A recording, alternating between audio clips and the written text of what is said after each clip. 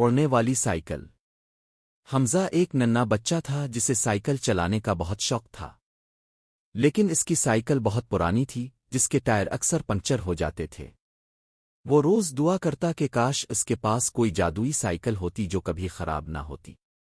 ایک دن وہ اپنے محلے کے پرانے کباڑیے کی دکان پر گیا۔ وہاں ایک چمچماتی سائیکل رکھی تھی جس پر سنہری ستارے بنے ہوئے تھے۔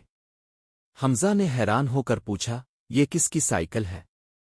کباڑیے نے مسکرا کر کہا، یہ کوئی عام سائیکل نہیں، یہ اڑنے والی سائیکل ہے، لیکن اسے چلانے کے لیے سچے دل کا ہونا ضروری ہے۔ حمزہ کی آنکھیں خوشی سے چمکنے لگیں۔ اس نے جلدی سے اپنی پرانی سائیکل دے کر وہ نئی سائیکل خرید لی۔ جیسے ہی وہ اس پر بیٹھا اچانک سائیکل خود ہلنے لگی اور ہوا میں الفاٹنے لگی۔ حمزہ حیرت سے چیخا، واہ! یہ ہائی! وہ آسمان میں پرندوں کے ساتھ اڑنے لگا، بادلوں کے درمیان جھولنے لگا اور نیچے دیکھ کر چھوٹے چھوٹے گھروں کو دیکھ کر ہنستا رہا۔ وہ پہاڑوں، دریاؤں اور جنگلوں کے اوپر سے گزرا۔ حمزہ کی جادوئی سائیکل صرف انی کے لیے نہیں تھی، بلکہ یہ ہر جگہ جا کر بچوں کی خواہشیں پوری کرنے کا بھی ذریعہ بن گئی تھی۔ ایک دن وہ سائیکل پر بیٹھا اور سوچا، آج میں نئی جگہوں پر جا کر بچوں کی دعائیں سنوں گا اور ان کی مدد کروں گا۔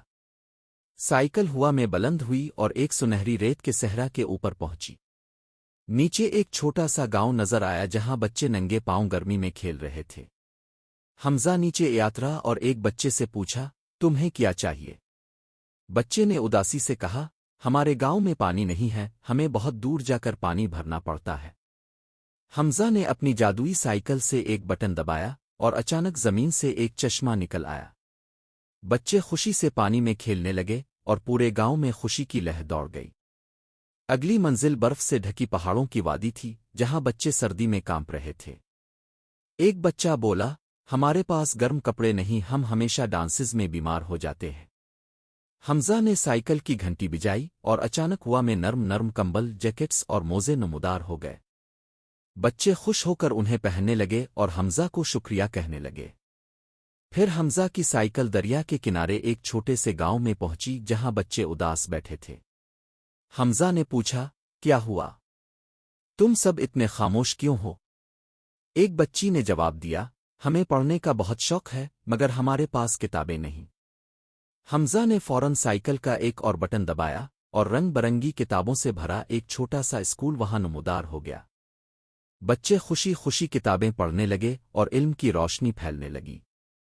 آخر میں حمزہ ایک ایسے گاؤں پہنچا جہاں بچے ہمیشہ میلے کا خواب دیکھتے تھے مگر کبھی میلہ نہیں لگا تھا۔